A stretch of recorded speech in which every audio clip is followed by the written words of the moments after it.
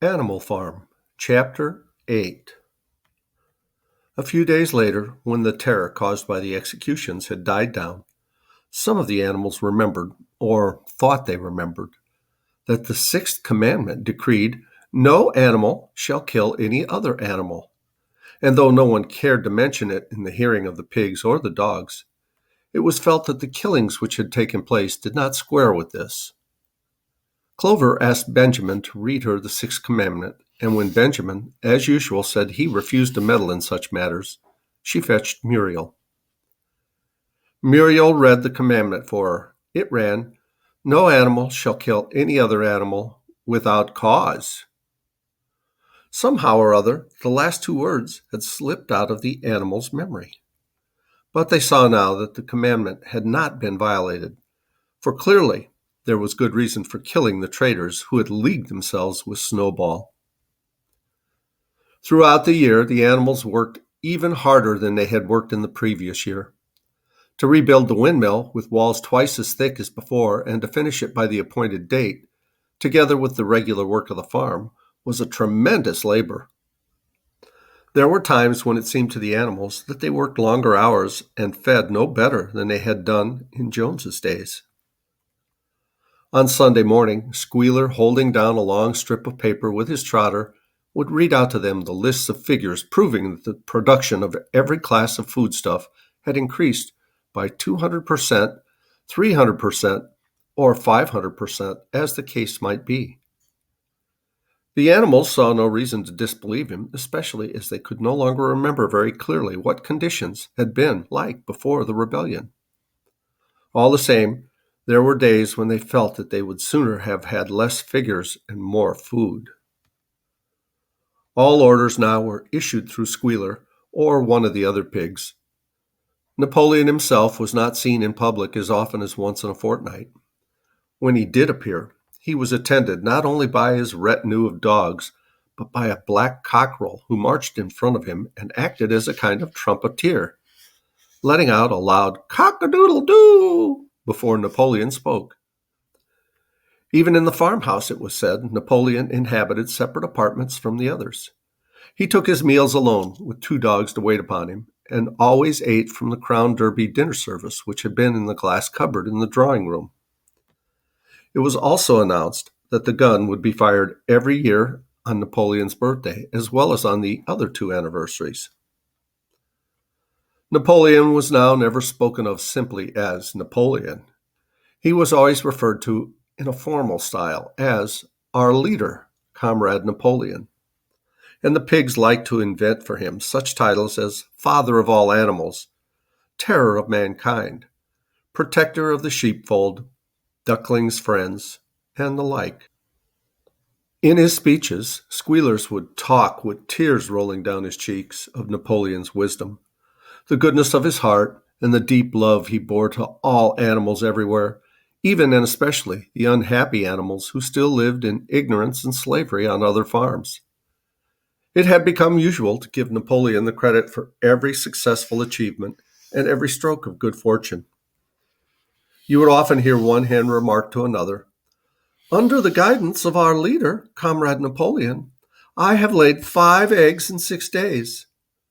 Or two cows enjoying a drink at the pool would exclaim, "Thanks to the leadership of Comrade Napoleon, how excellent this water tastes." The general feeling on the farm was well expressed in a poem entitled Comrade Napoleon, which was composed by Minimus and which ran as follows. Friend of the fatherless, fountain of happiness, Lord of the swill bucket, oh, how my soul is on fire when I gaze at thy calm and commanding eyes. Like the sun in the sky, Comrade Napoleon. Thou art the giver of all that our creatures love, full belly twice a day, clean straw to roll upon. Every beast, great or small, sleeps at peace in his stall. Thou watchest over all, Comrade Napoleon.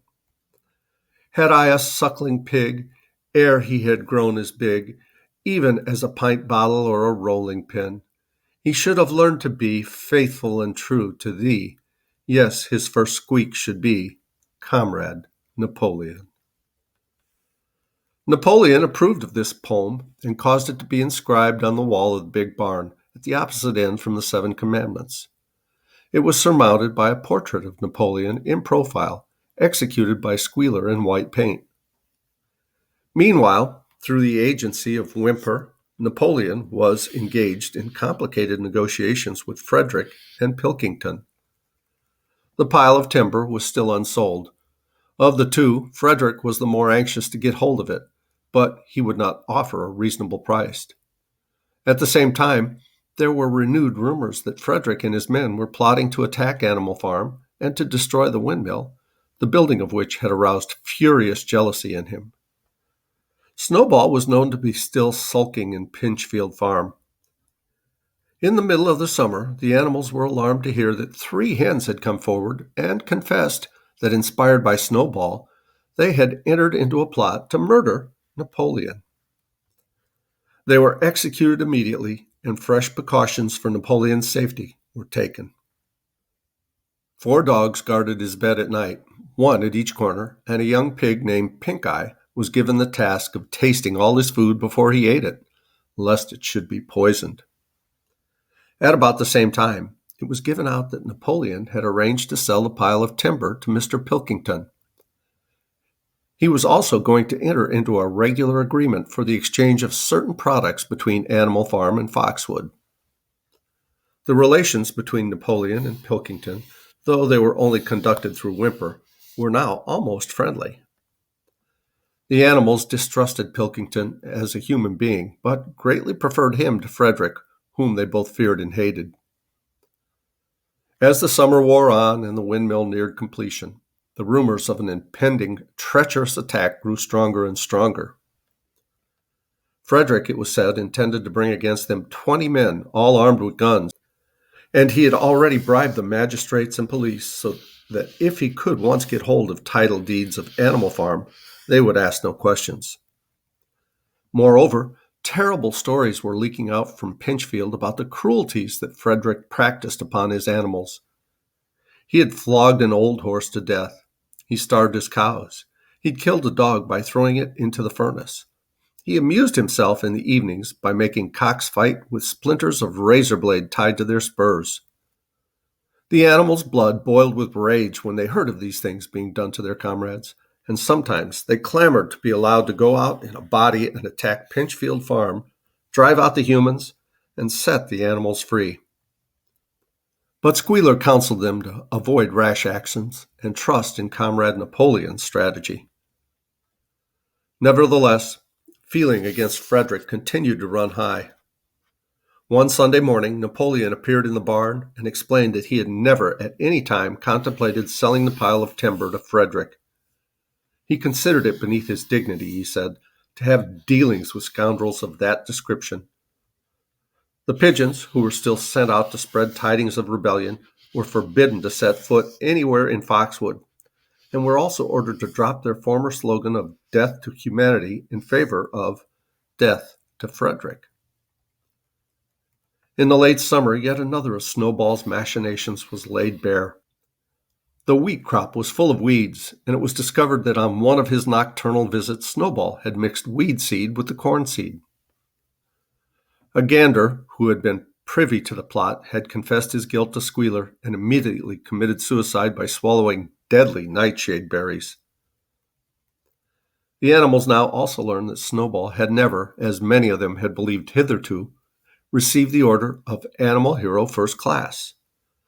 This was merely a legend which had been spread some time after the Battle of the Cowshed by Snowball himself. So far from being decorated, he had been censured for showing cowardice in the battle. Once again, some of the animals heard this with certain bewilderment, but Squealer was soon able to convince them that their memories had been at fault.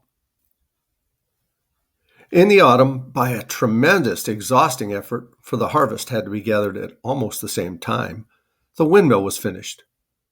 The machinery had still to be installed, and Whymper was negotiating the purchase of it, but the structure was completed. In the teeth of every difficulty, in spite of inexperience, of primitive implements, of bad luck, and of Snowball's treachery, the work had been finished punctually to the very day. Tired out but proud, the animals walked around and around their masterpiece, which appeared even more beautiful in their eyes than when it had been built the first time. Moreover, the walls were twice as thick as before. Nothing short of explosives would lay them low this time, and when they thought of how they had labored, what discouragements they had overcome, and the enormous difference that would be made by their lives when the sails were turning and the dynamos running, when they thought of all this, their tiredness forsook them, and they gamboled around and round the windmill, uttering cries of triumph. Napoleon himself, attended by his dogs and his cockerel, came down to inspect the completed work.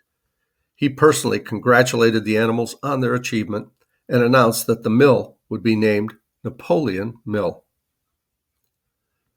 2 days later, the animals were called together for a special meeting in the barn. They were struck dumb with surprise when Napoleon announced that he had sold the pile of timber to Frederick. Tomorrow, Frederick's wagons would arrive and begin carting it away. Throughout the whole period of his seeming friendship with Pilkington, Napoleon had really been in secret agreement with Frederick. All relations with Foxwood had been broken off. Insulting messages had been sent to Pilkington. The pigeons had been told to avoid Pinchfield Farm and alter their slogan from death to Frederick to death to Pilkington. At the same time, Napoleon assured the animals that the stories of an impending attack on Animal Farm were completely untrue, and that the tales about Frederick's cruelties to his own animals had been greatly exaggerated. All these rumors had probably originated with Snowball and his agents. It now appeared that Snowball was not, after all, hiding on Pinchfield Farm, and in fact had never been there in his life. He was living in considerable luxury, so it was said, at Foxwood, and had in reality been a pensioner of Pilkington for years. The pigs were in ecstasies over Napoleon's cunning. By seeming to be friendly with Pilkington, he had forced Frederick to raise his price by 12 pounds. But the superior quality of Napoleon's mind, said Squealer, was shown in the fact that he trusted nobody, not even Frederick. Frederick had wanted to pay for the timber with something called a check, which it seemed was a piece of paper with a promise to pay written upon it. But Napoleon was too clever for him. He demanded payment in real 5-pound notes, which were handed over before the timber was removed. Already, Frederick had paid up, and the sum he had paid was just enough to buy the machinery for the windmill. Meanwhile, the timber was being carted away at high speed. When it was all gone, another special meeting was held in the barn for the animals to inspect Frederick's banknotes. Smiling beatifically and wearing both his declarations, Napoleon reposed on a bed of straw on the platform with the money at his side, neatly piled on a china dish from the farmhouse kitchen. The animals filed slowly past, and each gazed his fill. Boxer put out his nose to sniff at the banknotes, and the flimsy white things stirred and rustled in his breath. 3 days later, there was a terrible hullabaloo. Whymper, his face deadly pale, came racing up the path on his bicycle, flung it down in the yard, and rushed straight into the farmhouse. The next moment, a choking roar of rage sounded from Napoleon's apartments. The news of what had happened sped round the farm like wildfire. The banknotes were forgeries. Frederick had got the timber for nothing. Napoleon called the animals together immediately and in a terrible voice pronounced the death sentence upon Frederick. When captured, he said, Frederick should be boiled alive. At the same time, he warned them that after this treacherous deed, the worst was to be expected. Frederick and his men might make their long-expected attack at any moment. Sentinels were placed at all the approaches to the farm. In addition, 4 pigeons were sent to Foxwood with a conciliatory message, which it was hoped might reestablish good relations with Pilkington. And we'll pause here and continue with this chapter in the next video. Hey, thanks so much for listening. If you're enjoying these at all or getting any benefit out of them, please click like, subscribe to the channel, and leave a comment down below. I'd love to hear from you. I love you guys, as Tigger says. Ta-ta for now.